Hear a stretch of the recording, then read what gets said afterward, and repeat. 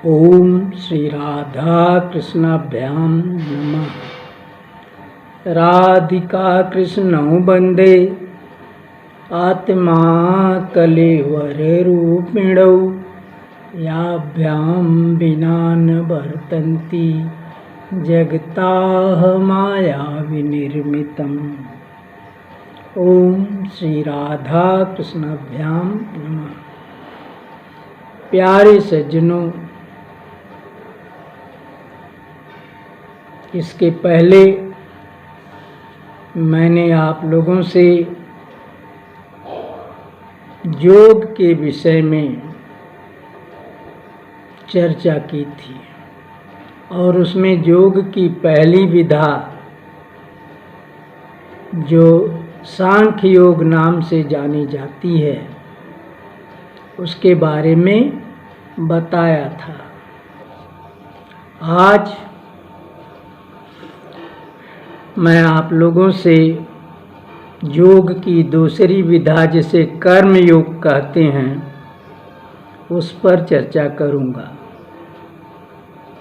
कर्म योग वो योग साधना है जिसमें कर्म बंधन को कर्म के द्वारा ही नाश कर दिया जाता है, अर्थात कर्म से त्याग नहीं किया जाता, कर्म से संन्यास नहीं लिया जाता, बल्कि कर्म करके ही कर्म का नाश कर दिया जाता है, कर्म फल का नाश कर दिया जाता है। और इस प्रकार शरीर त्यागने पर फिर हमारी वही दशा बनेगी कि हमारे साथ कोई भी पाप पुण्य की गठरी नहीं रहेगी और हम अपने अंशी परमात्मा से मिल जाएंगे। तो ये कर्म करके ही कर्म फल का नाश करना, ये जो दूसरी साधना है ये कैसे है? देखिए, जैसा कि मैंने पहले बताया कि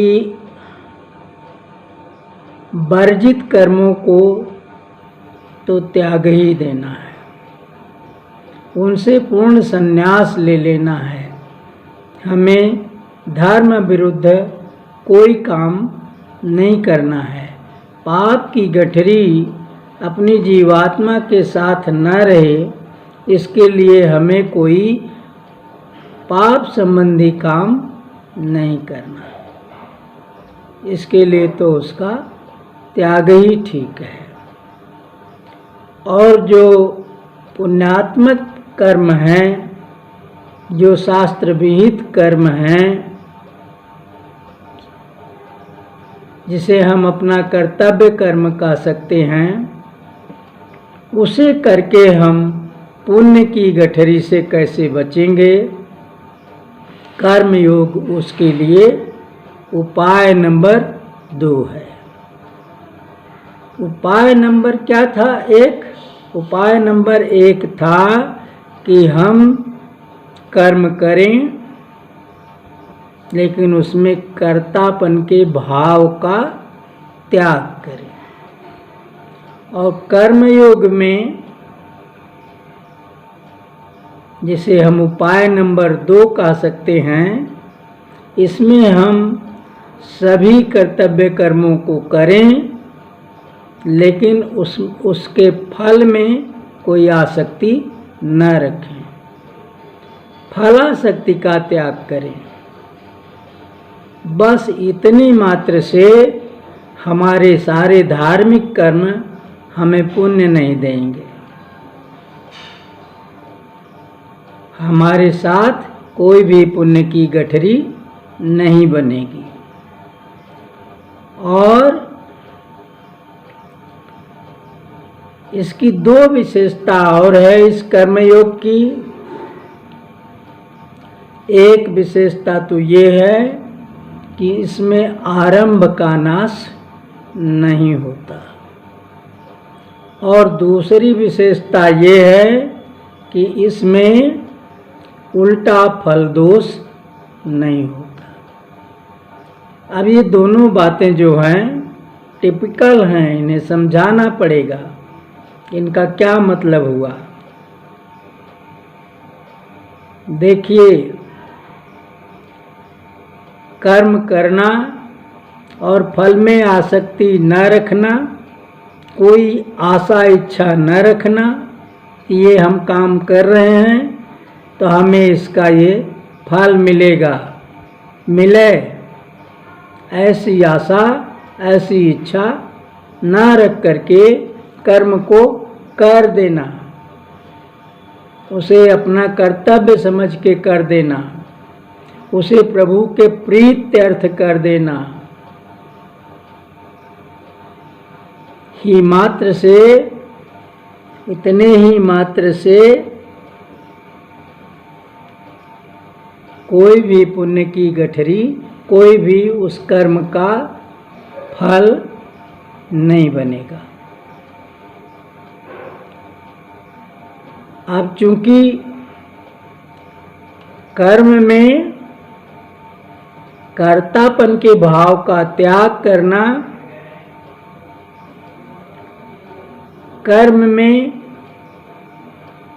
आसक्त फलासक्ति के त्याग करने से ज़्यादा कठिन है, वो दुष्कर है, और ये उसकी बनस्पत सरल है, सहज है।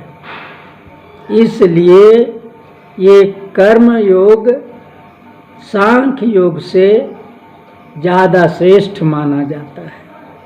जो काम आसानी से हो जाए और जिसमें मन लगे करने में, वो काम अच्छा ही कहा जाएगा। और जो करने में कठिनाई हो, मन से जो है वो कर्तापन का भाव त्यागना कठिनाई वाला काम है। करते तो लोग है ही हैं उसे, लेकिन वो क्लिष्ट पड़ता है और ये आसान पड़ता है। इसीलिए कर्म योग जो है वो सांख्य योग से श्रेष्ठ माना गया है। और श्रेष्ठ इसलिए भी माना गया है कि इसकी दो प्रकार की जो दूसरी विशेषताएं हैं वो और महत्वपूर्ण है। पहला तो इसमें आरंभ का नाश नहीं होता। आरंभ का नाश का अर्थ ये हुआ कि जब हम इस साधना की राह पर चल पड़ते हैं, अच्छे अच्छे कर्म करते हैं बिना फलासक्ति के, और ऐसे करते करते काफ़ी दिन बिता दिए, यूँ कहिए काफ़ी दूर निकल गए, और तब जाकर के कहीं हमसे चूक हो गई और हम पथभ्रष्ट जिसको कहते हैं वहाँ से हम गिर गए। तो इतना काम जो हमने किया, इतने दिन जो हमने ये साधना साधी, ये हमारा आरंभ माना जाएगा। और जो हम आगे जाकर के चूक गए, पथभ्रष्ट हो गए, हमने कोई कर्म आसक्ति से कर दिया तो उसका कुछ फल बन गया, और जिसकी वजह से मरणोपरांत हमारी जीवात्मा के साथ वो फल जुड़ गया और हमारा मिलन भगवान से नहीं हो पाया। उस जुड़े हुए कर्मफल को भोगने के लिए हमें संबंधित लोक में जाना पड़ा, और वहाँ उसे भोगने के बाद पुण्य समाप्त होने पर फिर लौट के धरती पर जन्म लेना पड़ा। तो ये दंड तो हमें मिल ही गया। और जन्म लेकर के कहा जाता है कि जीवात्मा के साथ उसे उसके पिछले जन्म के संस्कार जाते हैं। जब हम अगला जन्म लेंगे तो पहली बात तो ये है कि हमने साधना की थी पिछले जन्म में, अच्छे कर्म किए थे, योग साधना की थी, तो निश्चित है अगला जन्म हमारा मानव योनि में ही होएगा और वो भी अच्छे घर में होगा, जिसको श्रीमान कहते हैं। श्रीमानों के घर में जन्म मिलेगा या फिर किसी योगी साधु या साधक के घर में जन्म मिलेगा। वहाँ जन्म लेकर के हमारे पिछले जन्म का संस्कार हमारे साथ लग जाएगा, जिसके फलस्वरूप हमारा मन फिर पिछली साधना में अपने आप लग जाएगा। हम जो है वो बलात् उसमें जुड़ जाएंगे कि जैसे हम चूक गए थे तो अब की ना चूकें। फिर हम कर्मयोग की साधना करने लगेंगे और तब हमारी शुरुआत उस जगह से नहीं होगी जहाँ से पिछले जन्म में हमने किया था, बल्कि जितनी दूरी हमने पिछले जन्म में तय कर ली थी, इस जन्म में हमारी यात्रा उतनी दूरी के बाद से शुरू होगी। तो बची हुई दूरी जो है वो कुल दूरी से कम हुई ना, और उस शेष दूरी को हम और ही उत्साह के साथ तय करने में लग जाएंगे, तो शीघ्र ही हम अपनी यात्रा पूरी करके अपने लक्ष्य को प्राप्त कर लेंगे। तो इसमें जो पिछले जन्म की कमाई हमारी थी वो कहीं गई नहीं, इस जन्म में हमारे काम आ गई। इसी को आरंभ का नाश न होना कहते हैं।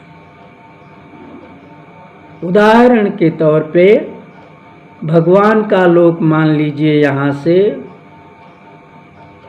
सीढ़ी लगा के चढ़ने लायक हो और उसमें 100 डंडे हों, 100 डंडे बाद भगवान का चौखट हो,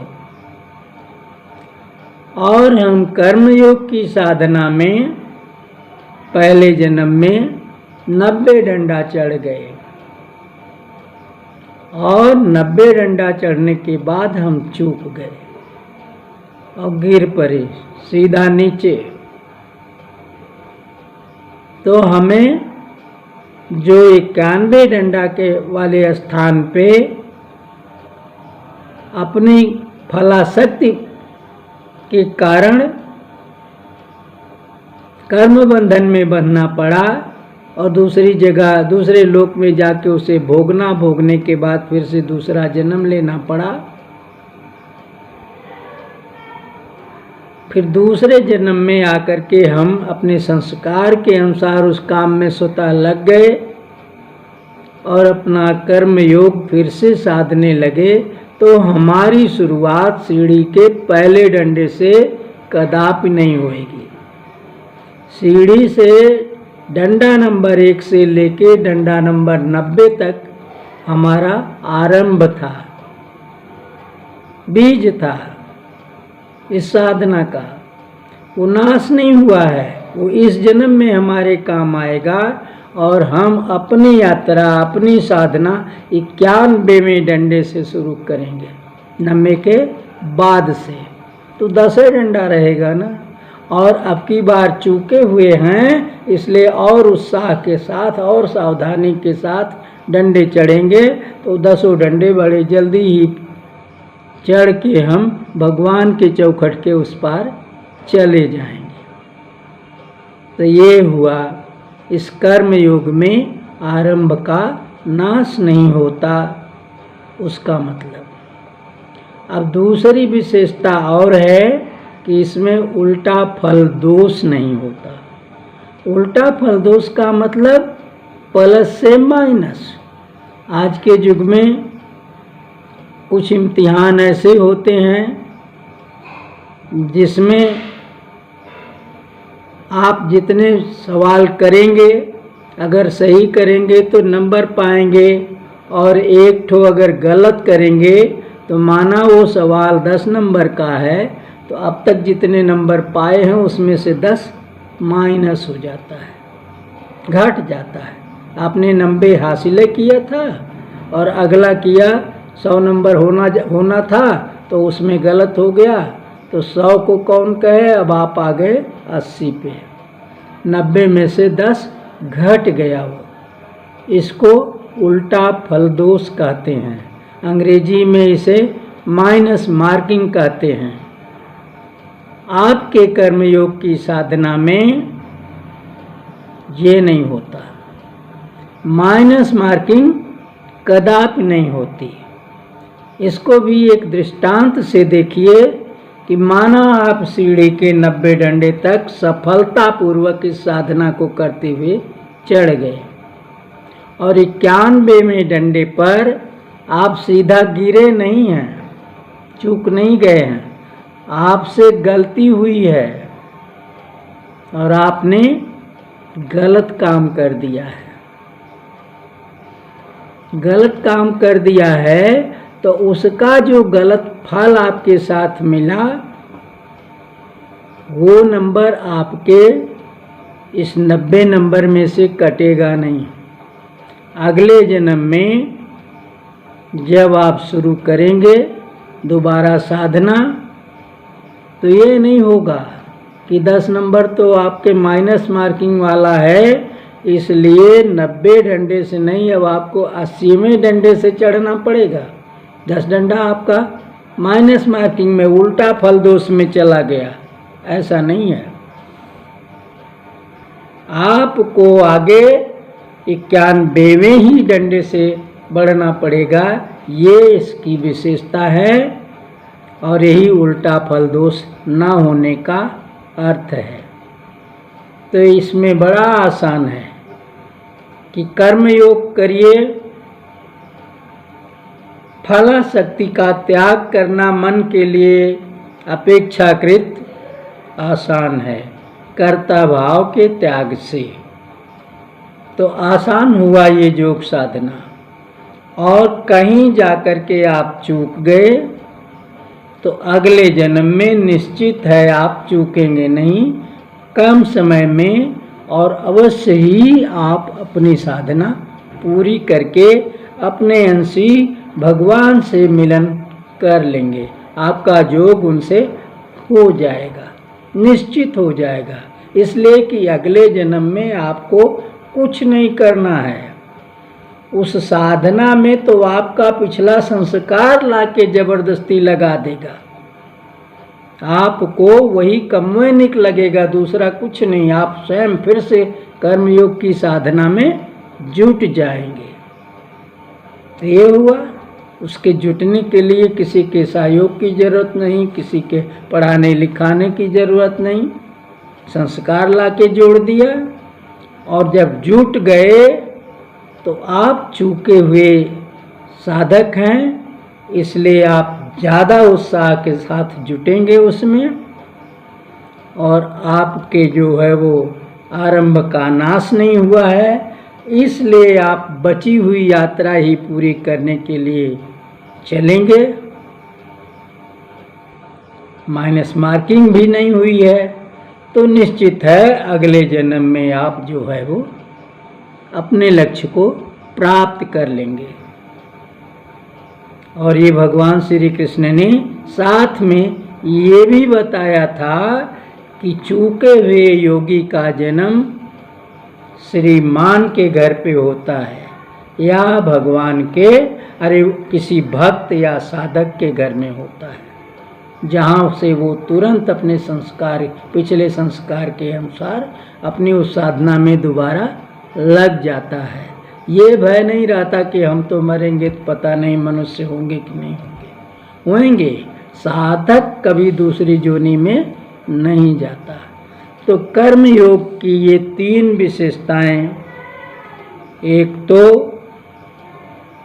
फलाशक्ति का त्याग अपेक्षाकृत सरल, दूसरा पिछले संस्कार के बल पे अगले जन्म में फिर से साधना में लग जाना और उत्साह के साथ लग जाना, तीसरा उस साधना की शुरुआत जहाँ से पिछले जन्म में छोड़े हैं वहाँ से होना और उसमें किसी भी तरह का उल्टा फल दोष ना भोगना। इतनी विशेषताओं के नाते कर्मयोगी एक जन्म में नहीं तो दूसरे जन्म में अवश्य ही अपने प्रभु से मिल जाता है। इस बात को देखिए, भगवान श्री कृष्ण ने गीता के अध्याय में जो श्लोक कहा है वो मैं आपको बाँच के सुनाता हूँ।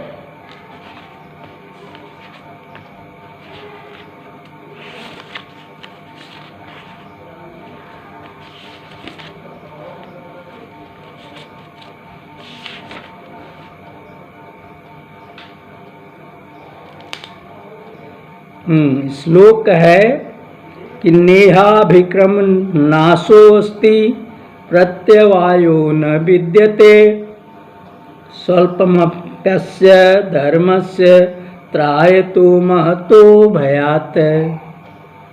जिसका अर्थ हुआ कि इस कर्मयोग में आरंभ का अर्थात बीज का नाश नहीं होता और उल्टा फल रूप दोष भी नहीं है, बल्कि इस कर्मयोग रूप धर्म का थोड़ा सा भी साधन जन्म मृत्यु रूप महान भय से रक्षा कर लेता है।